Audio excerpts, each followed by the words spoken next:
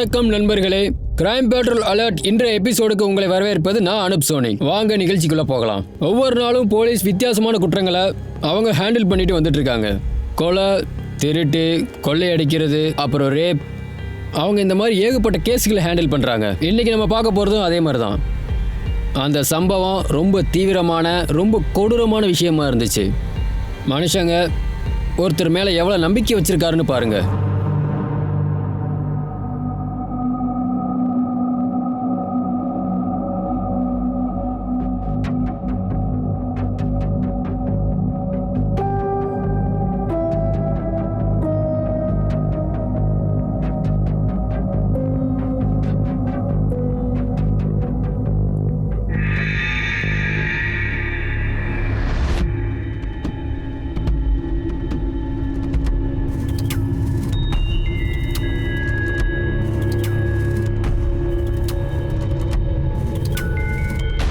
சேகர்,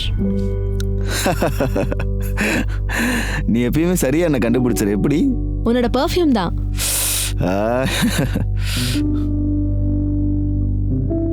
கரிமா, இங்க பாரு, நான் உன்னை தினமும் மீட் பண்ணி உன் கூட கொஞ்ச நேரம் தான் பேசிட்டு இருக்கேன். நான் எப்பயுமே உன் கூட நிரந்தரமா இருக்கணும்னு நினைக்கிறேன். நாம 2 பேரும் கல்யாணம் பண்ணிக்கலாமா? சேகர், என்ன திடீர்னு? ஐ மீன், கரிமா, நம்ம 2 பேரும் ஒருத்தர் நல்லாவே புரிஞ்சு வச்சிருக்கோம். நம்ம லவ்வும் பண்ணிட்டு இருக்கோம். அப்புறம் கண்டிப்பா ஒரு நாள் கல்யாணம் பண்ணிக்கணும் இல்லையா? அதை நம்ம சீக்கிரம் பண்ண. சேகர், என்னை பொறுத்த வரைக்கும் இது பெரிய விஷயம். நீங்க எனக்கு கொஞ்சம் டைம் கொடுக்குறீங்களா? It's okay, I understand. இந்த முறை யோசனை பண்ணி நல்ல முடிவாக எடுக்கணும். ஆனால் ஒரு விஷயம், உன்னோட முடிவு கல்யாணத்துக்கு ஓகேன்ற மாதிரி இருக்கணும். ஓகே?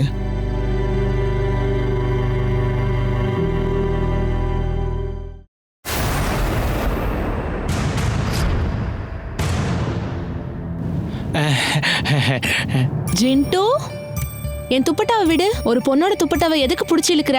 அது நான் உங்ககிட்ட ஒன்று சொல்லணும்னு சரி, என் நினைக்கிறேன். துப்பட்டாவை விடு. கரிமா, ஐ லைக் இட். ஜின்டோ,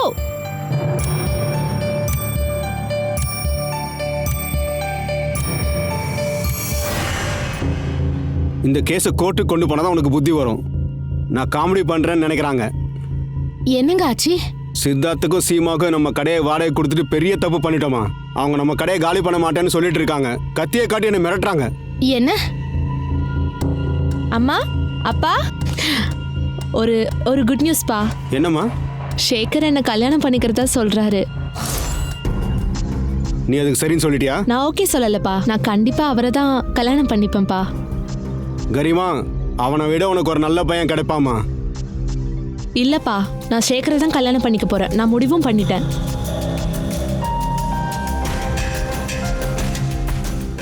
கரிமா அப்பாவி பொண்ணு. நீங்க கவலைப்படாதீங்க. ஆனா சேகர் அவளை உண்மையாவே லவ் பண்ணவே இல்லை. அவன் நம்ம பிசினஸையும் பணத்தையும் பார்த்து தான் லவ் பண்றான். அட, எனக்கு நல்லாவே புரியுது.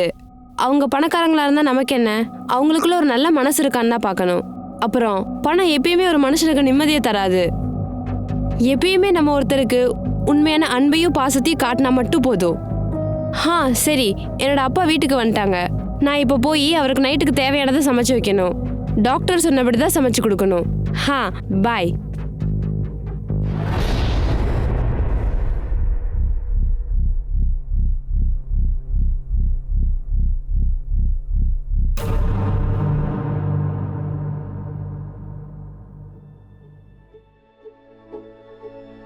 சமோசா, இது எல்லாமே எனக்கு தானா? ஆமாமா, இது எல்லாமே உனக்கு மட்டும்தான். கரிமா, நீ என்ன பண்ணிட்டு இருக்கன்னு உனக்கு ஞாபகம் இருக்கா? நீ பார்லருக்கு எப்போ கடைசியா போன? உன் ஹஸ்பண்ட் உன்னை என்ன நினைப்பார் தெரியுமா? என் பொண்டாட்டி பார்க்க ரொம்ப ரொம்ப அழகா இருக்கணும்னு நினைப்பாரு. ஹலோ, நான் சீக்கிரம் வரேன். கரிமா, ரோஷன் வந்துட்டாரு. ஓ, அவன் ரொம்ப அழகா இருக்கான். அவன் கார் டேங்கை ஃபில் பண்ணி வச்சிருக்கான். நாங்க அப்படியே லாங் டிரைவ் போறோம். இங்க பாரு, நீ அப்பா அம்மா கேட்டாங்கன்னா ஏதாவது ஒரு பொய்ய சொல்லி அப்படியே சமாளிச்சிடு, சரியா? அப்புறம் பார்லருக்கான அப்பாயின்மெண்ட் புக் பண்ணிட்டேன். நீ மறக்காம பார்லருக்கு போயிட்டு வந்துரு, சரியா? Okay, bye bye bye bye பாய்.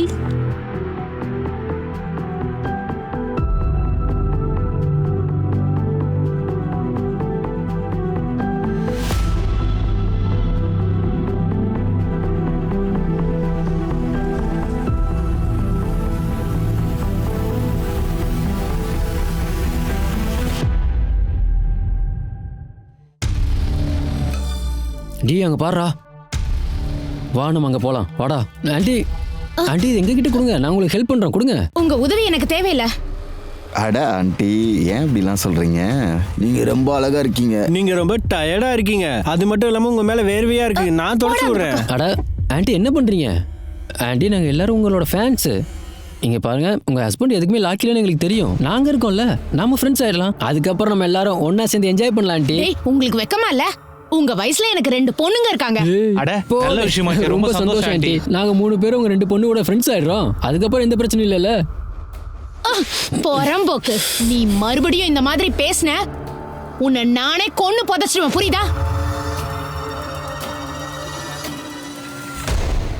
என்னைய வடிச்சிட்டால.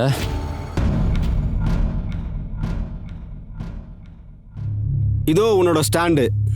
அப்பா இதை எடுத்து அதில் ஃபிக்ஸ் பண்ணுங்கப்பா. ஃபிக்ஸ் பண்ணிட்டோமா? சரிங்கப்பா, நீங்க போங்க.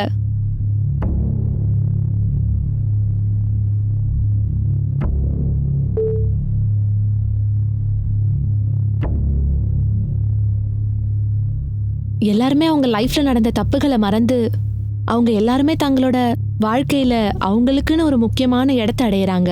நானும் இப்ப அதை தான் பண்ண போறேன். நான் இப்ப புத்துணர்ச்சியோட நான் இப்போ என்னோட வாழ்க்கையை ஆரம்பிக்க போறேன். மம்மி, அப்பா யாருன்னு கொஞ்சம் பாருங்கப்பா.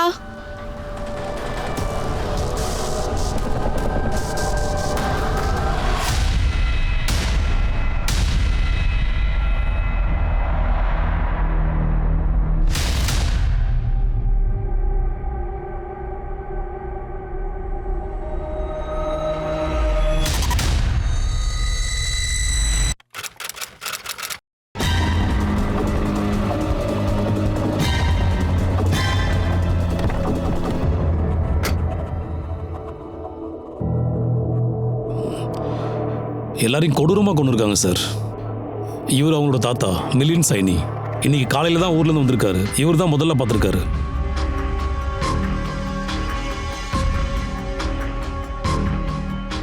சிங், இவரை கூப்பிட்டு போங்க. சிசிடிவி செக் பண்ணீங்களா? இந்த வீட்லேயும் ஹால்லையும் எந்த சிசிடிவியும் இல்லை சார்.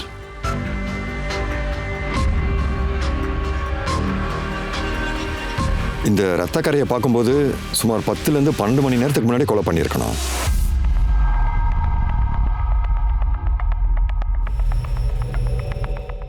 ஏதாவது அடையாளம் இருக்கா? இல்லை சார், இங்கே எந்த அடையாளமும் இல்லை சார். அப்படின்னா இந்த கொலையை அவன் கண்டிப்பாக பிளான் பண்ணி தான் பண்ணியிருப்பான்னு நினைக்கிறேன். கண்டிப்பாக இந்த கதவை இவர் தான் திறந்திருக்கணும். அதனால தான் அந்த கொலையாளி இவர் கதவை திறந்த உடனே இவர் அடிச்சிருக்கான். அதுக்கப்புறமா அவருடைய பொண்ணு இங்கேருந்து வந்ததுனால அவளை இங்கே வச்சு அடிச்சிருக்கான். அவளோட அம்மா அங்கேருந்து வந்ததுனால அடுத்ததாக அவங்க அம்மாவை போட்டு அடிச்சிருக்கான். இவங்க 2 பேருடைய ட்ரெஸ்ஸை பார்க்கும்போது என்ன தோணுதுன்னா, அம்மா பொண்ணு 2 பேரையும் அந்த கொலையாளி ரேப் பண்ணியிருக்கான். இதை பார்க்கும்போது எனக்கு என்ன தோணுதுன்னா, அவர் எந்திரிக்க முயற்சி பண்ணியிருக்காரு. ஆனால் அவரால் எந்திரிக்க முடியல. அம்மாவையும் பொண்ணையும் காப்பாற்றணும்னு அவர் முயற்சி பண்ணியிருக்காரு. ஆனால் அவரால் காப்பாற்ற முடியாமல் போயிடுச்சு. கண்டிப்பாக இப்படி தான் நடந்திருக்கும். அதுக்கப்புறமா அந்த கொலையாளி என்ன பண்ணியிருக்கான்னா, அம்மா பொண்ணு 2 பேரையும் கொலை பண்ணியிருக்கான். இவர் தன்னுடைய கண்ணு முன்னாடியே அவர் மனைவியையும் பொண்ணையும் கொலை பண்ணுறதை பார்த்துருக்காரு. அதுக்கப்புறமா அந்த கொலையாளி இவரை அடிச்சே கொண்டு இருக்கான். ஆனால் சார், நான் என்ன நினைக்கிறேன்னா, அந்த 3 கொலைகளையும் கண்டிப்பாக ஒருத்தரால் பண்ணியிருக்க முடியாது. நீங்கள் சொல்கிறது சரிதான். ராத்திரி நேரத்தில் இந்த மர்டர் நடந்திருக்கு அப்படின்னா அக்கம் பக்கம் இருக்கிறவங்க கண்டிப்பாக தூங்கிட்டு தான் இருந்திருப்பாங்க. வாட்ச்மேன் முடிச்சுட்டு தானே இருந்திருப்பான். சார், இந்த பங்களாக்கு வாட்ச்மேன் கிடையாது. ஆனால் அந்த காலனிக்கு ஒரு வாட்ச்மேன் இருக்கான். அவனை வர சொல்லி. ஸ்ரீவத்சவ், இந்த வீட்டுக்குள்ள ஏதாவது பொருளை கண்டுபிடிச்சிருக்கீங்களா? அதாவது ஆயுதம் மாதிரி? இல்லை சார், இந்த மொபைல் மட்டும்தான். ஆனால் சார்ஜ் இல்லாமல் ஆஃப் ஆயிடுச்சு சார். நாம இதை சார்ஜ் பண்ணி தான் ஓப்பன் பண்ணி பார்க்கணும் சார். இதில் ஏதாவது தகவல் கிடைக்கலாம் சார். ஜோஷி சார். சார், இந்த சாக்லேட் கவர் இங்கே இருந்தது. ஜோஷி சார். ஸ்ரீவத்சவ் சார், நீங்கள் போய் எஃப்ஐஆர் ஃபைல் பண்ணுங்க. அப்புறம் இந்த 3 பாடியையும் போஸ்ட்மார்ட்டத்துக்கு அனுப்பி வைங்க.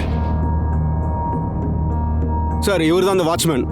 நேற்று ராத்திரி நீ தான் டியூட்டி பார்த்தியா? ஆமாம் சார். நேற்று இந்த வீட்டில் பெரிய சம்பவம் நடந்திருக்கு. எந்த சத்தமும் உங்களுக்கு கேட்கவே இல்லையாண்ணா? இல்லை சார், எனக்கு எந்த சத்தமும் கேட்கவே இல்லை சார். வெளியிருந்து உள்ளேயோ உள்ளேருந்து வெளியோ யாராவது போகிறத பார்த்தீங்களா? சார், அது வந்து நான் அந்த மெயின் கேட்டில் தான் சார் வேலை பார்த்துட்டு இருந்தேன். நான் யாரையுமே பார்க்கவே இல்லை சார். இந்த குடும்பத்தை பற்றி உங்களுக்கு ஏதாவது தெரியுமா? தெரியும் சார். சார் ஒரு பிஸ்னஸ் பண்ணிட்டு இருக்காரு. மேடம் ஹவுஸ் ஒய்ஃபாக இருக்காங்க. அவங்க பொண்ணு கரிமா வக்கீலாக இருக்காங்க. சரி, நீ போலாம்.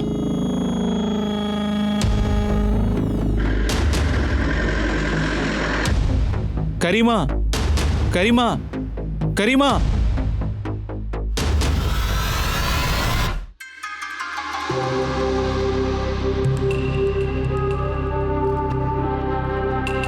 ஹாய் விக்கி.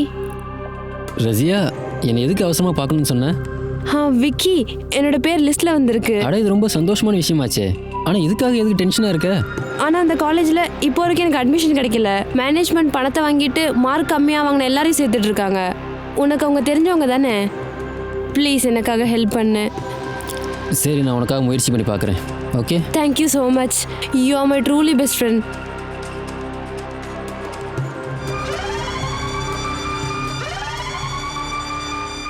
நான் பாடியை செக் பண்ணிட்டேன். 3 பேருமே கொடூரமாக கொலை பண்ணியிருக்காங்க. காயமெல்லாம் டீப்பாக இருக்குது. வெயிட்டான பொருளால் தான் அடித்து கொண்டிருக்காங்க.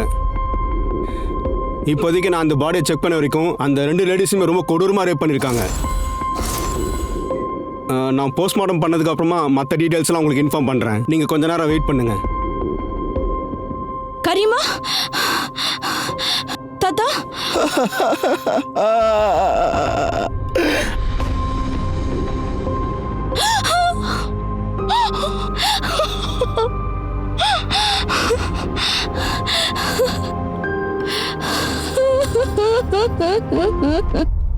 Sorry for your loss.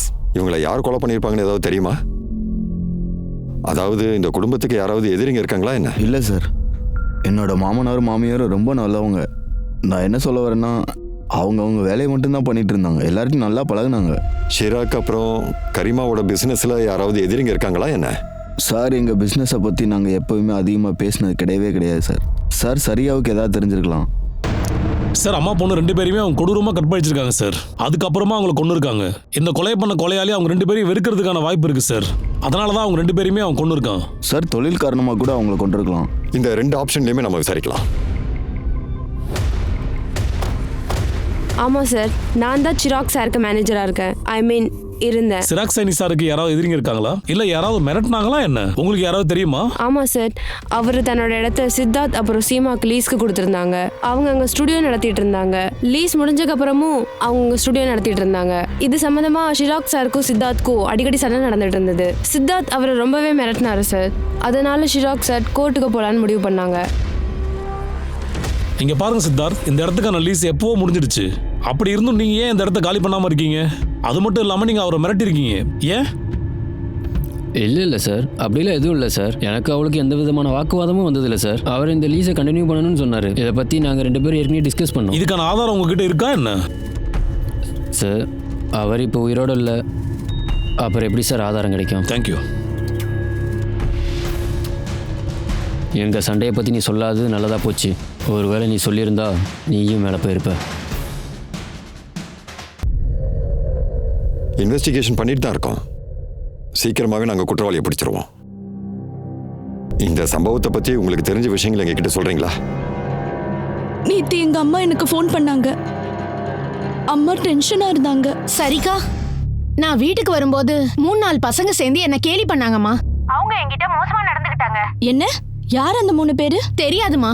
நான் வரும்போது பைக்ல நின்னுகிட்டு இருந்தாங்க. அம்மா, நீங்க சத்தம் போட்டு யாரையாவது உதவிக்கு கூப்பிட்டுருக்கலாம்ல? நான் எப்படி சத்தம் போட்டு கூப்பிட முடியும்? பக்கத்துல தான் யாரும் இல்லையே. நான் என்ன பண்ணேன்னா அவங்கள ஒருத்தனை அடிச்சிட்டேன். எனக்கு ஒரு விஷயம் புரியுது. அந்த 3 பேரும் தான் என் அம்மா அப்பா கரிமாவையும் கொண்டு இருக்காங்க.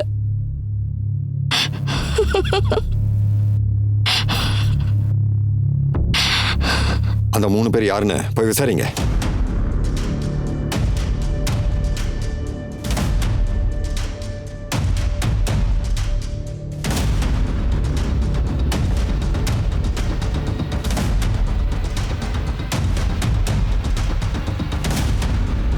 சார், நாங்கள் எல்லாரையும் விசாரிச்சிட்டோம். அவங்க 3 பேரையும் கண்டுபிடிக்கவே முடியல. அந்த பசங்களோட ஃபேமிலி அப்புறம் ஃப்ரெண்ட்ஸை ஃபாலோ பண்ணுங்க. அவங்கள யாராவது ஒருத்தன் கண்டிப்பாக மாட்டலாம். அவங்களோட சீடியார் வாங்கிட்டு வாங்க. சார்,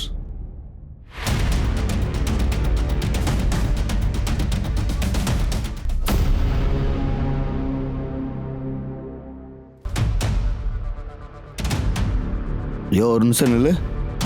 நீ எங்கே போகிற? சார் டீ குடிக்க மாட்டாரு. நான் டீ விற்கிறதுக்காக இங்கே வரல. அப்புறம்? சொல்லுப்பா. சார், அன்றைக்கி பார்லருக்கு நான் டீ கொடுக்க போயிருந்தப்போ அந்த மேடம் இருக்காங்கல்ல, அதான் மர்டர் பண்ணாங்களே. நான் அவங்கள அங்கே பார்த்தேன் சார். அவங்களுக்கு கண்ணு தெரியாதனால அந்த பார்லரில் வேலை பார்த்துட்டு இருந்த அந்த அலோக் அவங்கள ரொம்ப காமத்தோடு பார்த்தான் சார். அதுக்கப்புறம் அவன் அந்த மேடம் கிட்ட ரொம்ப மோசமாக பிஹேவ் பண்ணான் சார். அதுக்கப்புறம் மேடம் பார்லர் விட்டு வெளியே போனதுக்கப்புறமா அலோக் ஃபாலோ பண்ணிகிட்டே போனான் சார்.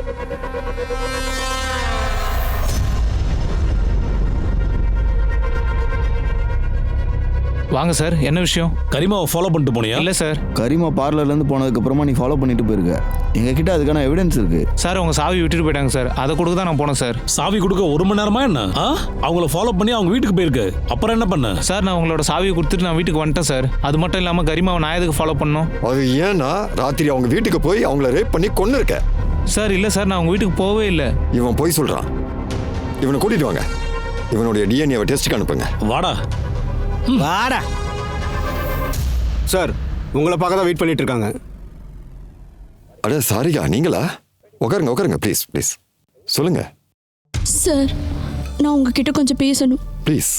அந்த 3 பசங்க மட்டும் இல்லாம விராஜ் மேலே சந்தேகம் இருக்கு. அவன் கரிமா கிட்ட பணம் வாங்கிறதுக்காக என்ன வேணா பண்ணுவான் சார். இந்த விராஜ் யாரு? கரிமாவோட எக்ஸ் ஹஸ்பண்ட். கரிமாக்கு கல்யாணம் ஆயிடுச்சா? ஆமா, ஆனா அவனை டிவோர்ஸ் பண்ணிட்டா.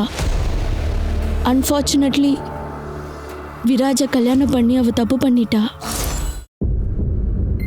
கரிமா, என்ன டிவோர்ஸ் பண்ண போறியா?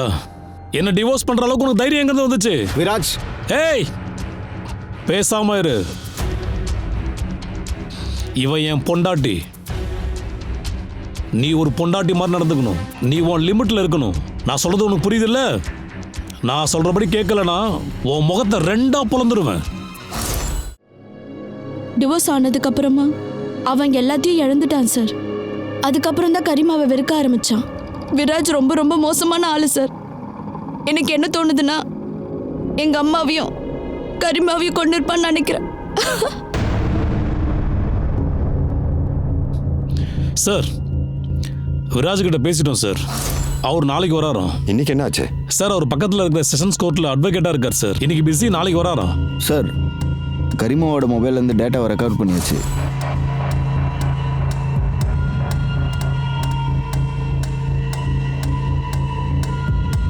இந்த 3 கொலைகளையும் செஞ்சது ஒரே ஆள் அப்படிதானே? தெளிவா தெரியுது. சார் போஸ்ட்மார்ட்டம் ரிப்போர்ட் வந்துருச்சு. சார், மீனல் அப்புறம் கரிமா 2 பேரையும் ரேப் பண்ணியிருக்காங்க. அதாவது இந்த 2 பேரையுமே ஒரே ஆள் தான் ரேப் பண்ணியிருக்கான் சார். சார், அப்புறம் மீனல் கரிமா சிராக்கோட தலையில பலமா அடிப்பட்டதால் தான் அவங்களோட பிளட் லாஸ் ஆயிருக்கு. அதனால தான் 3 பேருமே இறந்து போயிருக்காங்க சார். கரிமா அப்புறம் மீனல் செத்த பின்னும் அந்த கிரிமினல் அவங்கள ரேப் பண்ணியிருக்கான் சார்.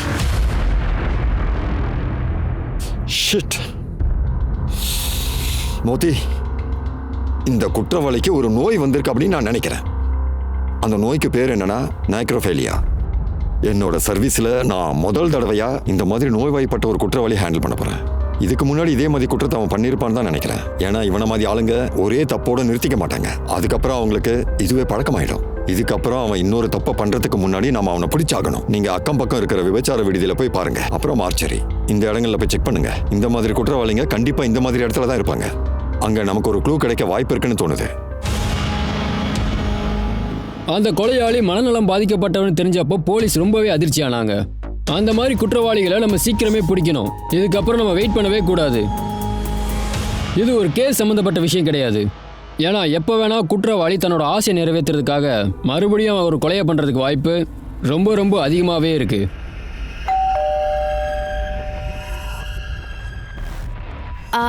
ஹாய் விக்கி. ஹாய் ரேஷியா, உள்ளவா உட்காரு. இல்லை வேண்டாம். என்னாச்சு விக்கி? நீ அந்த காலேஜ் மேனேஜ்மெண்ட் கிட்ட பேசி பார்த்தியா? பேசினேன். என்ன சொன்னாங்க? என்னோட அட்மிஷன் ஓகே சொல்லிட்டாங்களா? அட்மிஷனுக்கு ஓகே சொல்லிட்டாங்க. ஆனால் ஒரே ஒரு கண்டிஷன் இருக்கு. கண்டிஷனா? நீங்கள் என்ன சொல்கிறீங்க? நீ ரொம்ப கேவலமான மனுஷனா இருக்க. நீ என்னோட பெஸ்ட் ஃப்ரெண்டு நினச்சி பெரிய தப்பு பண்ணிட்ட.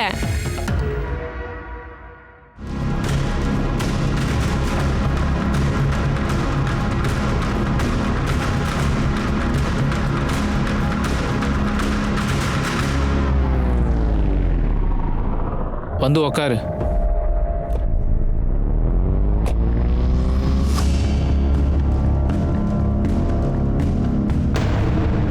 சார் கரிமாவோட கால் ரெக்கார்ட்ஸ் வந்துடுச்சு. அதை செக் பண்ணி பார்க்கும்போது கரிமா சேகர்ன்ற ஆளோட ரெகுலரா பேசியிருக்காங்க சார். நாங்க அவங்கள பத்தி விசாரிச்சு பார்த்ததுல கரிமாவுக்கும் சேகருக்கும் ஒரு அஃபேர் இருந்திருக்கு. சேகர் உங்களுடைய காதலி அப்புறம் அவங்க அப்பா அம்மா 3 பேரை கொலை பண்ணியிருக்காங்க. ஆனா இதை பத்தி நீங்க எதுவுமே கண்டுக்காம இருக்கீங்க. அவளோட பாடியை நான் பார்க்க விரும்பல சார். ஒவ்வொருத்தோட வாழ்க்கையிலையும் ஒவ்வொரு பிரச்சனை இருக்குது சார். நீங்க அவங்க கூட நெருக்கமா இருந்தீங்களா? நெருக்கமாவா சார்? நான் அவளை உயிருக்கு உயிராக காதலிக்கிறேன். நாங்கள் 2 பேரும் கல்யாணம் பண்ணலான் இருந்தோம். சேகர், நான் கேட்கறதுக்கு பதில் சொல்லுங்க. அதாவது நான் என்ன கேட்க வரேன்னா, கரிமா அப்புறம் அவளோட அப்பா அம்மாவை கொல்ற அளவுக்கு அவகிட்ட யாராவது வெறுப்பா இருந்தாங்களா என்ன? இருக்காங்க சார். யாரு? சந்தன். சந்தன் யாரு? சந்தன் ஒரு டாக்ஸி டிரைவர் சார். கரிமா அவங்க மேலே கோர்ட்டில் கேஸ் போட்டிருந்தாங்க. ஆக்சுவலி சந்தன் தான் தன்னோட டாக்ஸியால் கரிமாவை மோதினாங்க. அது ஒரு பெரிய ஆக்சிடென்ட் சார். அந்த ஆக்சிடெண்ட்டில் அவருக்கு கண்ணே போச்சு. ஒரு நிமிஷம் இருப்பா, இங்கே பாரு. கரிமா பிறக்கும் போதே பிளைண்டாக பிறக்கலையா? இல்லை சார், அந்த ஆக்சிடென்ட்னால தான் கரிமாவோட கண்களே போச்சு. கரிமா அந்த கேஸில் ஜெயிச்சிட்டா கரிமாவுக்கு நஷ்டஈடா கொடுக்க சந்தன் தன்னோட சொத்துக்களெல்லாம் விற்க வேண்டியதாக இருந்தது. அது மட்டும் இல்லாமல் அந்த கேஸை வாபஸ் வாங்க சொல்லி மிரட்டினா சார். கரிமா, நான் உங்ககிட்ட கடைசி தடவை சொல்கிறேன், இந்த கேஸை மரியாதையை வாபஸ் வாங்கு. யார் நீ? சந்தன். நான் யாருன்னு தெரியலையா? நான் வாபஸ் வாங்க மாட்டேன். இப்போ உனக்கு வெறும் கண்ணு தான் இல்லாமல் இருக்கு. நீ வாபஸ் வாங்கலன்னா உனக்கு உயிரும் இருக்காது. யாரா நீ? இன்னும் மிரட்டுறியா? நான் ஒன்றும் அவளை மிரட்டல. இவன் மட்டும் கேஸை வாபஸ் வாங்கலனா? சந்தன் கொஞ்சம் டேஞ்சரான ஆள் சார். அன்னைக்கு அவன் வந்து பப்ளிக்கில் அவளை மிரட்டினான் சார். இந்தப்படி இதை நீ சாப்பிடு. ஜூலை 14ஆம் தேதி நீ எங்க இருந்த? ஜூலை 14ஆம் தேதி எனக்கு ஞாபகம் இல்லை சார். ஜூலை 14 கரிமாவையும் அவங்களோட அம்மாவையும் ரேப் பண்ணிருக்காங்க. அதுக்கப்புறம் அவங்களை கொண்டு இருக்காங்க. அது மட்டும் இல்லாம அவங்க அப்பாவையும் கொண்டு இருக்காங்க. நீ ஜூலை 14ஆம் தேதி கரிமாவோட வீட்டுக்கு போனியா? இல்லை சார். எனக்கு ஞாபகம் வந்துச்சு. ஜூலை 14ஆம் தேதி நான் சிவகாசியில் இருந்தேன். அப்படியா? ப்ரூஃப் இருக்கா? தோளோட ரசீது இருக்கா என்ன? இல்லை சார், டிக்கெட் எதுவும் இல்லை சார். நீங்க கரிமா மேல டாக்ஸியால மோதிருக்கீங்க, அவங்கள கொல்ல ட்ரை பண்ணிருக்கீங்க. இல்லை சார், கரிமா பொய் சொல்றாங்க. எனக்கு எதிராக பொய்யான ஆதாரமும் சாட்சியும் வச்சிருக்காங்க சார். அது ஒரு ஆக்சிடென்ட் சார். இவனுக்கு ஒரு DNA டெஸ்ட் எடுங்க. கரிமா அப்புறம் மீனலோட பாடியில் இருக்கிற சீமனை இவன் சீமனோட மேட்ச் பண்ணி பாருங்க. இந்த கேஸ்ல புது ஆதாரங்களும் சந்தேகப்படும்படியான ஆட்களும் வந்துகிட்டே இருந்தாங்க. அது மட்டும் இல்லாம இந்த கேஸ் ரொம்பவே குழப்பமா இருந்தது. அந்த கேஸ் சம்பந்தப்பட்ட விஷயம் ரொம்பவே சிக்கலா இருந்தது. சாக்லேட் சாப்பிடுங்க. Thank you sir.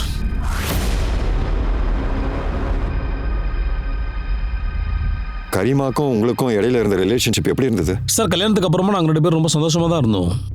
ஹஸ்பண்ட் ஒய்ஃப் 2 பேரும் ஒருத்தர் தீவிரமா லவ் பண்ணோம். அது மட்டும் இல்லாமல் நாங்கள் 2 பேருமே லாயர்ஸ். ஒரே கோர்ட்டில் தான் ப்ராக்டிஸ் பண்ணோம். ஆனால் எங்களோட உறவு எங்களுக்கு எப்போ போட்டியாக மாறிச்சுன்னு எங்கள் 2 பேருக்குமே தெரியாம போயிடுச்சு. சார், எங்களுக்குள்ள மிஸ் அண்டர்ஸ்டாண்டிங் இருந்ததுனால நாங்கள் டிவோர்ஸ் வாங்குற அளவுக்கு வந்துட்டோம். கரிமாவுக்கு நடந்த விஷயத்தை கேள்விப்பட்டு அப்படியே ரொம்பவே நான் ஷாக் ஆகிட்டேன் சார். She deserve better. நீங்க கரிமாவை மிரட்டினதா சரிக்கா எங்ககிட்ட சொன்னாங்களே. சார், சரிக்காவுக்கு கல்யாணம்னா என்னன்னு கூட தெரியாது. அப்படி இருக்கும்போது என் கல்யாணத்தை பற்றி எப்படி பேசலாம்? நான் உண்மையை சொல்லட்டுமா சார்? கரிமாவை நான் டிவோர்ஸ் பண்ணதுக்கு அப்புறமும் நான் ரொம்பவே டிஸ்டர்ப்டாக இருந்தேன் சார். ஆனால் எங்களோட உறவு கொஞ்சம் கொஞ்சமாக டெவலப் ஆகிட்டே இருந்தது சார். கரிமாவை யார் கொண்டாங்கன்னு உங்களுக்கு ஏதாவது தெரியுமா? நீங்க யாரையாவது சந்தேகப்படுறீங்களா? கரிமாவும் நானும் ஒன்றா இருந்தப்போ ஷேகர்னு ஒருத்தவன் அவ கூட ரொம்பவே க்ளோஸாக பழக ஆரம்பித்தான் சார். அவன் தான் இதை பண்ணியிருப்பான்னு எனக்கு தோணுது சார்.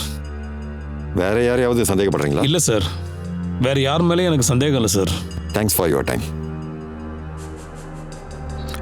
சார், சஸ்பெக்டோட லிஸ்ட்ல சேகர் பேரையும் ஏற்றிடலாமா? அவங்க 2 பேரையுமே வாட்ச் பண்ணுங்க. அப்புறம் விராஜ் பத்தின இன்ஃபர்மேஷனும் வாங்கிட்டு வாங்க. சார்.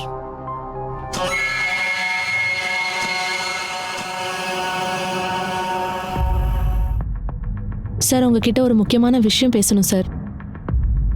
ப்ளீஸ் உட்காருங்க. சொல்லுங்க சார். எனக்கு என்ன தோணுதுன்னா, கரிமாவையும் உங்க அம்மா அப்பாவையும் என் ஹஸ்பண்ட் தான் கொண்டிருக்கணும்னு நினைக்கிறேன். உங்களை மாதிரி ஒரு ஆள் எனக்கு வேண்டவே வேண்டாம். இந்த ஆஃபீஸ்க்கான லீஸ் 4 மாசத்துக்கு முன்னாடியே முடிஞ்சிருச்சு. தயவுசெய்து காலி பண்றீங்களா?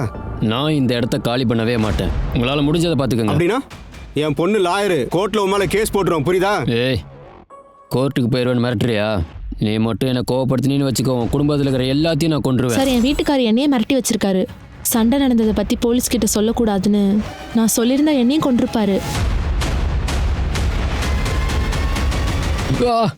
சொல்லு. சார் நான் யாரையுமே கொல்லவே இல்லை சார். சிராக்கி அவரோட ஃபேமிலி நீ தானே கொலை பண்ண? நீ உன் ஒய்ஃபை மிரட்டினதா உங்க ஒய்ஃபை என்கிட்ட சொல்லியிருக்காங்க. சார் நான் அப்படி பண்ணவே இல்லை சார். அவ பொய் சொல்லிட்டு இருக்கா சார். சார் நான் யாரையுமே கொலை பண்ணல. இவனுடைய டிஎன்ஏ டெஸ்ட் எடுங்க.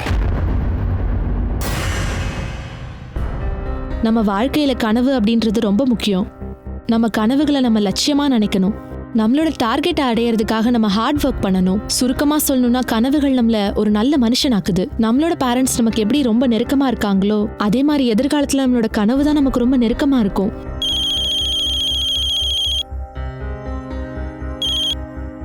சொல்லுப்பா. ஹாய்ப்பா, நீங்க என்ன பண்ணிட்டு இருக்கீங்க? ஒன்றும் இல்லைப்பா, ஒரு சின்ன வேலையா இருக்கேன். நீங்க சாப்பிட்டீங்களாப்பா? இல்லைப்பா, இனிமே தான் சாப்பிடணும். நீ சாப்பிட்டியா? நான் சாப்பிட்டேப்பா. Very good. அப்புறம் ஹோம்ஒர்க்கு? இன்னைக்கு எங்களோட டீச்சர் ஹோம்ஒர்க் கொடுக்கலப்பா. அட சூப்பர்ப்பா, லக்கி. சரிப்பா, நீ போய் சீக்கிரமா தூங்கு. ம், நோ மோர் டிவி. ஓகே அப்பா. பாய். பாய்ப்பா.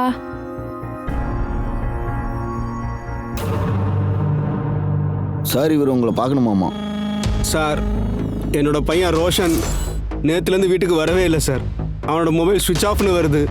நான் அவனை எல்லா இடத்துலையும் தேடி பார்த்துட்டேன். அவனோட ஃப்ரெண்ட்ஸ் கிட்டேயும் கேட்டுட்டேன். அவனை யாருமே பார்க்கலன்றாங்க. உங்களுடைய பையன் என்ன வேலை பார்க்குறாரு? ரோஷன் உங்ககிட்ட தான் வேலை பார்க்குறாரா? ஆமாம் சார். ஆனா நீங்க எதுக்காக கேக்குறீங்க? அவர் நேற்றுலேருந்து வீட்டுக்கு வரலன்னு அவங்க அப்பா கம்ப்ளைண்ட் கொடுக்க வந்திருக்காரு. ஆனா நேத்து அவர் வேலைக்கு வரவே இல்லையே சார். அது மட்டும் இல்ல, எங்களோட காரும் அவர்கிட்ட தான் இருக்கு. அவர் நேற்றுலேருந்து வேலைக்கு வரல அப்படின்னா நீங்கள் இங்கே வந்து கம்ப்ளைண்ட் கொடுத்துருக்கணும் இல்லையா? சார் எங்கள் ஆஃபீஸில் அவர் ரொம்ப முக்கியமான டிரைவர். அவர் ஏதாவது முக்கியமான வேலையாக வெளியே போயிருக்காரு, திரும்ப வந்துடுவார்னு நினச்சோம். அதனால தான் நாங்கள் கம்ப்ளைண்ட் கொடுக்கல. சிஎஸ்ஓ சார், ரோஷன் மொபைலோட கடைசி லொகேஷனை ட்ரேஸ் பண்ணுங்க.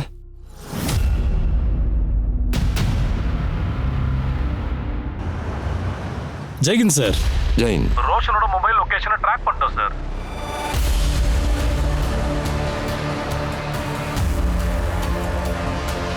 சார், இதான் அந்த லொகேஷன். ரோஷன் ஃபோன் இங்கே தான் லாஸ்ட்டாக ஆக்டிவாக இருந்திருக்கு. அப்புறம் தான் சுவிட்ச் ஆஃப் ஆயிருக்கு. இந்த இடம் முழுக்க நல்லா தேடி பாருங்க.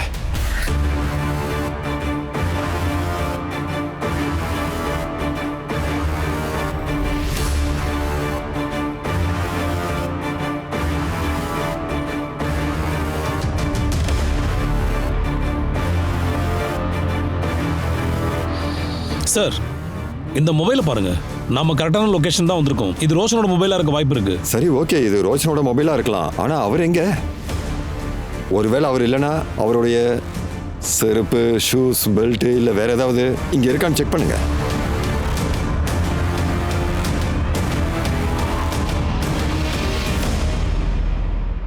சார்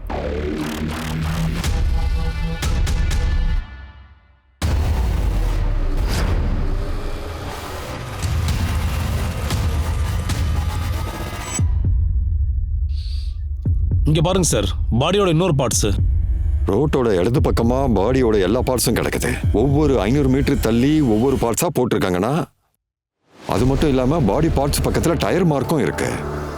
ஸ்ரீவத்சா, இந்த ரோடு இந்தூர் நோக்கி போகுது. அதாவது எனக்கு என்ன தோணுதுன்னா, இந்த பாடியோட பார்ட்ஸ் எல்லாம் தூக்கி போட்டுட்டு அந்த வண்டி இந்தூரை நோக்கி போயிருக்கு. இங்க பாருமா, நான் உன்கிட்ட சில கேள்விகளை கேட்கலாமா? நீ ரோஷனை கடைசியா எப்ப பார்த்த? சார், நான் அண்ணனை வீட்டில் தான் பார்த்தேன். நான் ரோஷன் அண்ணனை கடைசியாக அப்போ தான் பார்த்தேன். அன்னைக்கு என்னை வீட்டில் கொண்டது இறக்கி விட்டதுக்கு அப்புறமா அப்பா அவரை பார்க்க ஒருத்தர் வந்தார். அதுக்கப்புறமா 2 பேரும் ஒன்றா போயிட்டாங்க. அந்த முகம் ஞாபகம் இருக்கா? சார், நான் அவரோட முகத்தை சரியாக பார்க்கவே இல்லை. ஐயா, உங்க பையன் ரோஷனும் அவளோட முதலாளி ஷாரிகாவும் ஃபோனில் மணிக்கணக்காக பேசிட்டு இருந்தது உங்களுக்கு தெரியுமா?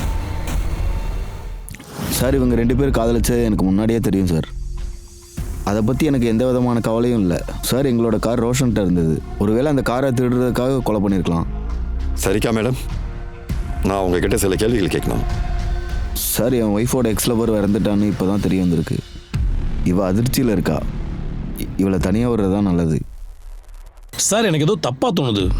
ஒரு புருஷன் தன்னோட ஒய்ஃபோட பாய் ஃப்ரெண்டை பற்றி இவ்வளோ கேஷுவலாக பேசுவாரா என்ன? ஒய்ஃபோட லவர் இறந்ததுக்காக அவர் ரொம்பவே வருத்தப்படுறாரு. ரொம்ப வித்தியாசமா இருக்கே சார். சார் விராஜ் அவங்க உறவை பற்றி தான் சொல்லிட்டு இருந்தாரு. இவங்க 2 பேரும் பொய் சொல்கிறாங்கன்னு எனக்கு தோணுது. ஒரு வேலை பண்ணுங்க, நம்ம கிட்ட இருக்கிற இன்ஃபார்மர் கிட்ட சொல்லி இவங்க 2 பேரை ஃபாலோ பண்ண சொல்லுங்க. கரிமா, கரிமா, கரிமா, ஏய் கரிமா, ஏய் யாரா நீ? கரிமா எங்க? நான் அவகிட்ட இந்த சாக்லேட்டை கொடுக்கணும். ஹேய், இது சிராக்கோட மொபைல். இது எப்படி உங்களுக்கு கிடைச்சது? இது என்னோட ஃபோனு. அதை கொடு. அட ஏய், அட இது போடா என்னோட வெளியே. ஃபோனு. போடா சொல்றேன்ல. ஃபோனு. சார் இங்க பாருங்க, என் பையன் சிராக்கோட மொபைல். இது அந்த சிண்டு கிட்ட இருந்தது. மொபைலை ஃபுல்லாக செக் பண்ணுங்க. மொபைலில் இந்த கேஸை சால்வ் பண்ண ஏதாவது இன்ஃபர்மேஷன் கிடைக்கலாம். சார் சார் இந்த சிண்டு பக்கத்து வீட்டுக்காரோட பையன் சார். எப்போ பார்த்தாலும் கரிமா பின்னாடியே சுத்திட்டு இருப்பான். அவளுக்கு சாக்லேட்டும் கொடுப்பான் சார். சார் இந்த சாக்லேட் பேப்பர் இங்க இருந்துச்சு சார். என்னோட மகனையும் மருமகளையும் அப்புறம் என் பேத்தியும் இவன் தான் சார் கண்டிப்பா கொலை பண்ணியிருக்கணும். சிண்டு, அட சிண்டு, நீங்க என்ன பண்ற? சார் சார் இவன் என்னோட பையன் சார். இவனை எதுக்காக கட்டி வச்சிருக்கீங்க? எதனாலனா சிராஜோட மொபைல் உங்கள் பையன் கிட்ட இருந்தது. அதை பற்றி தான் நாங்கள் கேள்வி கேட்டுட்டு இருக்கோம். சிண்டு, இந்த மொபைல் உங்ககிட்ட எப்படி வந்துச்சுன்னு கொஞ்சம் என்கிட்ட சொல்றியாப்பா? ஷூ பாலிஷ் போடுறாங்களே, அவங்க தான் குப்பையில் போட்டு வச்சுருந்தாங்க. நான் இதை பார்க்கும்போது இது எனக்கு ரொம்ப பிடிச்சிருந்தது. அதனால நான் எடுத்துகிட்டு வந்துட்டேன். ஷூ பாலிஷ் போட்ட ஆளை கண்டுபிடிங்க. சார் அந்த ஆளுகிட்ட ஃபோனை காட்டி கேட்போம். சார் இவர் தான் ஷூ பாலிஷ் போடுறவர். சாக்லேட் சாப்பிட்றீங்களா? இந்த மொபைலை பாருங்க. இது உங்களுக்கு ஞாபகம் இருக்கா? இருக்கு சார். திருடினியா? இல்லை சார், நான் சிராக் சாரோட ஷூக்கு பாலிஷ் போடும்போது இது பாக்கெட்லேருந்து விழுந்துருச்சு.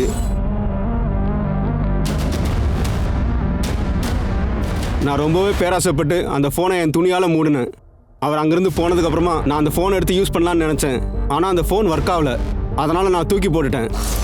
மிஸ்டர் ஜோஷி, இவனுடைய டிஎன்ஏவை டெஸ்ட் பண்ணுங்க. சார் நான் என்ன தப்பு பண்ணேன் சார்? நான் எந்த தப்புமே பண்ணவே இல்லை சார். உள்ளவா சார் சந்தனோட பேங்க் ஸ்டேட்மெண்ட் வந்திருக்கு. கரிமாவுக்கு ஆக்சிடென்ட் நடந்த மறுநாள் சந்தன் அக்கௌண்ட்டுக்கு 2 லட்ச ரூபாய் டெபாசிட் ஆயிருக்கு. சார் சிசிடிவி ஃபுட்டேஜ் செக் பண்ணி பார்க்கும்போது விராஜோட அசிஸ்டன்ட் தான் பேங்க்ல டெபாசிட் பண்ணியிருக்காரு. சார் சார் அடிக்காதீங்க சார். நான் சொல்லிடுறேன் சார். நான் கரிமாவை கல்யாணம் பண்ணதுக்கு அப்புறமா ஒரு பிரச்சனை வந்தது சார். சார் நாங்கள் 2 பேரும் லாயர்ஸ். அதாவது என்னோட எல்லா கிளைண்ட்ஸும் கரிமாவை தேடி தான் சார் போனாங்க.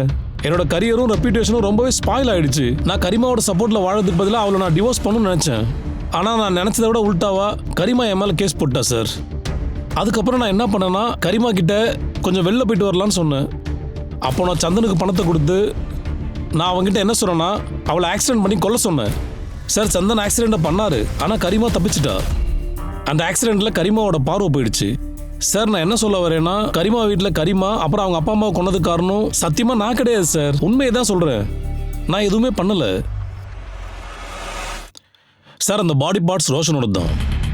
அவரோட தலையில் கனமான பொருளால் அடித்து அவரை கொன்னுருக்காங்க. அவர் செத்ததுக்கு அப்புறமா அவர் பாடியை துண்டு துண்டாக வெட்டியிருக்காங்க. அப்புறம் பாடியில் ஆல்கஹாலோட தடயம் இருக்குது. அதாவது அவர் சாகிறதுக்கு முன்னாடி அவர் குடிச்சிருக்காருன்னு நினைக்கிறேன். நசியா சொல்கிறத வச்சு பார்க்கும்போது ரோஷன் அவங்கள ட்ராப் பண்ணும்போது அவர் ரொம்ப நார்மலாக தான் இருந்திருக்காரு. அதுக்கப்புறம் ஒரு ஆள் வந்திருக்காரு, அவர் கூட சேர்ந்து வெளியே போயிருக்காரு. ரோஷன் உடம்புல உள்ள ஒரு பார்ட்டோட முதல் பாகத்தை கண்டுபிடிச்ச இடத்துல இருந்து அந்த இடம் கிட்டத்தட்ட ஒரு 2 கிலோமீட்டர் தூரத்தில் இருக்கும்னு நினைக்கிறேன். அதாவது அந்த நேரத்தில் ரோஷன் சரக்கு குடிச்சிருக்கணும், இல்லை சரக்கு வாங்க போயிருக்கணும். நீங்கள் ஒரு வேலை பண்ணுங்க, அங்கே இருக்கிற எல்லா ஒயின் ஷாப்லையும் அங்கே இருக்கிற சிசிடிவி எல்லாத்தையும் நல்லா செக் பண்ணுங்க. சார் அந்த 3 பசங்கள ஒரு குடும்பம் உஜ்ஜைனுக்கு பணம் அனுப்பியிருக்காங்க. உஜ்ஜைன் போலீஸ் உதவியால் அவங்கள நாங்கள் கண்டுபிடிச்சிட்டோம் சார். அப்புறம் இன்னொரு முக்கியமான விஷயம், அந்த பசங்க கிட்ட இந்த மாதிரி நிறைய சாக்லேட்டுகளும் ரேப்பரும் நிறையா இருந்தது சார். இந்த சாக்லேட் உங்கள் 3 பேருக்கும் ரொம்பவே பிடிக்கும் தானே? சாப்பிடுங்க, சாப்பிடுப்பா. சரி இப்போ சொல்லுங்க, நீங்க கரிமாவையும் மீனலையும் ரேப் பண்ணதுக்கு அப்புறமா இந்த மாதிரி சாக்லேட் ரேப்பரை வெளியில போட்டுட்டு போயிருக்கீங்க. இல்லை சார், நாங்கள் எதுவுமே பண்ணலை சார். நீங்க எதுவுமே பண்ணலனா நீங்க எதுக்காக உஜ்ஜைன்ல போய் ஒளிஞ்சிட்டு இருந்தீங்க? சார் அன்னைக்கு எங்களுக்கும் மீனலுக்கும் சண்டை வந்துச்சு. அப்புறம் அன்னைக்கு ராத்திரி அவங்கள கொண்டு இருக்காங்க. அதனால எல்லாரும் எங்களை தான் சந்தேகப்படுவாங்கன்னு நாங்கள் 3 பேரும் உஜ்ஜைனுக்கு போயிட்டோம் சார். ஸ்ரீவர் சார், சார் இவங்க 3 பேரும் உண்மையை சொல்ற வரைக்கும் எங்களை விட்டுறாதீங்க. சார் உஜ்ஜைன்லேருந்து ஒரு லேடி லைனில் இருக்காங்க. அவங்க உங்ககிட்ட எமர்ஜென்சியாக பேசணுமா? வணக்கம், நான் சீனியர் இன்ஸ்பெக்டர் விஜய் சங்கர் பேசுறேன். சார் என் பேரு பாக்யரதி, நான் உஜ்ஜயினில இருக்கேன். ஷைனி குடும்பத்தை பத்தி நான் பேப்பர்ல படிச்சேன். சார் என் பேச்ச மதிச்சு நீங்க இங்க வந்ததுக்கு ரொம்ப நன்றி. சில மாசத்துக்கு முன்னாடி இந்த வீட்ல கார்பெண்டர் வேலை நடந்துகிட்டு இருந்தது. நீ சாக்லேட் சாப்பிட்டுட்டே வேலை பார்த்துட்டு இருந்தா இந்த வேலையெல்லாம் எப்ப முடிப்ப? விடு. நல்ல வேலை எனக்கு எதுவும் ஆகல சார். அந்த ஆளுக்கு எத்தனை வயசு இருக்கும்? அவனுக்கு 35ல இருந்து 40 இருக்கும். அவனுடைய உருவத்தை வரையறதுக்கு நீங்க எங்களுக்கு உதவி பண்றீங்களா? கண்டிப்பா. இந்த குற்றவாளியோட பேரு தர்மேஷ். இவனோட அம்மா பேரு பாக்யரதி. இவனோட வேலை carpenter. Excuse me sir. Hello. Okay, thank you sir. கபீரோட வண்டி இந்தூருக்கு போயிருக்கு. ரோஷனை கொலை பண்ணவன் எதுக்காக போபால்ல இருந்து இந்தூர் போயிருக்கான்? இந்தூர் போலீஸ்க்கு இன்ஃபார்ம் பண்ணுங்க. சார் ஒரு ஒயின் ஷாப்பில் சிசிடிவி ஃபுட்டேஜை செக் பண்ணப்போ ரோஷன் ஒரு ஆள் கூட சேர்ந்து சரக்கு வாங்கியிருக்காரு சார். எஸ், இவன் தான் அந்த குற்றவாளி. இவன் தான் இந்த கேஸோட குற்றவாளியே. தர்மேஷ் அண்ணா, உள்ள எல்லா மெஷர்மெண்ட்டும் எடுத்துட்டீங்களா என்ன? எடுத்துட்டோமா? இங்க பாருங்க, நான் முக்கியமான வேலையா வெளியே போக வேண்டியதா இருக்கு. நான் திரும்ப வரத்துக்கு கொஞ்சம் லேட் ஆகும். உங்களுக்கு ஏதாவது தேவைப்பட்டுச்சுன்னா நீங்க எனக்கு கால் பண்ணி என்ன வேணும்னு சொல்லுங்க, நான் அதை வாங்கிட்டு வந்துடுறேன்.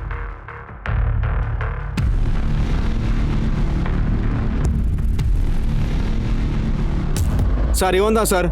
இவன் தான் எங்க வீட்டோட கார்பெண்டர் வேலையை பண்ணான். அவனுடைய நம்பர் இருக்கா உங்ககிட்ட? இருக்கு சார். இந்த நம்பர் எங்க இருக்குன்னு ட்ராக் பண்ணுங்க. சார், கார்பெண்டர் லொகேஷனை ட்ராக் பண்ணியாச்சு. இந்தூர்ல தான் இருக்கான்.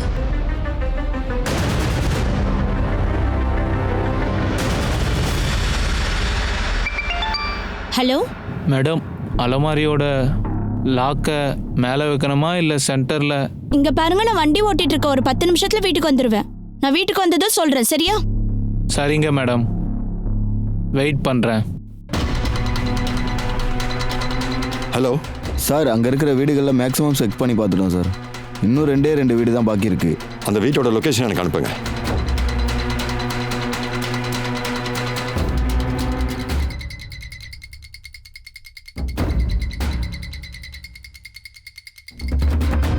தர்மேஷ் அண்ணா, தர்மேஷ் அண்ணா, அட நீங்க எதுக்கு கதவு மூடுறீங்க? சார், இந்த லொக்கேஷனில் தான் கார்பெண்டர் தர்மேஜ் இருக்கான். மிஸ்டர் ஜோஷி, நீங்க இங்க இருந்து பாத்துக்கோங்க. நீங்க 2 பேரும் என் கூட வாங்க. சார்.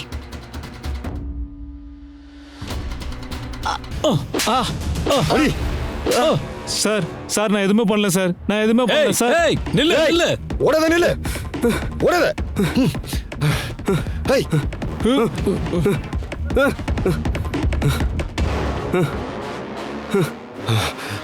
ஸ்ரீவத்சவ்,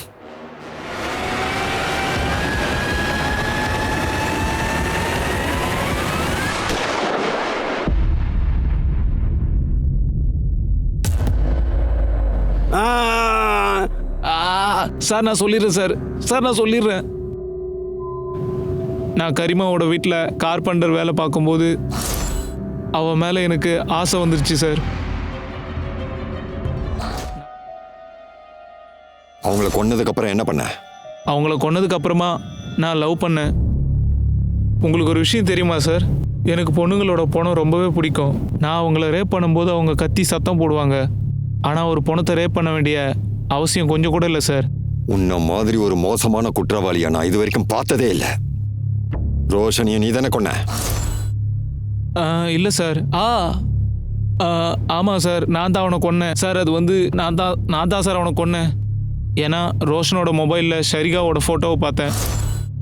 எனக்கு அவளை ரொம்பவே பிடிச்சிருந்தது. நான் அவளை லவ் பண்ணலான்னு இருந்தேன். அவளோட டீட்டெயிலை வாங்கிறதுக்காக நான் ரோஷன்கிட்ட ஃப்ரெண்டாக பழக ஆரம்பித்தேன். அன்றைக்கி ஒரு நாள் ஷரிகாவை பற்றி தெரிஞ்சுக்கிறதுக்காக நான் அவன்கிட்ட பேசும்போது அவன் என் கூட சண்டை போட ஆரம்பிச்சிட்டான். அதனால நான் அவனை கொன்னுட்டேன்.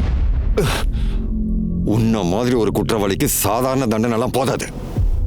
கண்டிப்பா உனக்கு மரண தண்டனையை வாங்கி கொடுக்கறதுக்கு நிச்சயமா நான் போராடுவேன். நம்பிக்கைன்றது ரொம்ப முக்கியம்.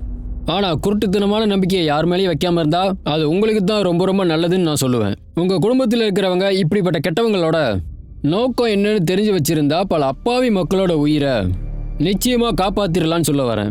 இந்த கேஸ்ல இருந்து நம்ம எல்லாரும் எதை கத்துக்கணும் அப்படின்னா, நமக்கு எங்க தேவையோ அங்க மட்டும்தான் நாம மற்றவங்களை நம்பணும். நான் அனூப் சோனி உங்ககிட்ட இருந்து விடைபெறுகிறேன். கிரைம் பெட்ரோல் அலர்ட் புத்தம்புது எபிசோட்ல நான் உங்களை வந்து சந்திக்கிறேன். அது வரைக்கும் நீங்களும் உங்க குடும்பமும் பாதுகாப்பா இருக்கணும், விழிப்போட இருக்கணும், மகிழ்ச்சியா இருக்கணும். கிரைம் பெட்ரோல் அலர்ட் பார்த்துக்கிட்டே இருக்கணும். ஜெய் ஹிந்த்.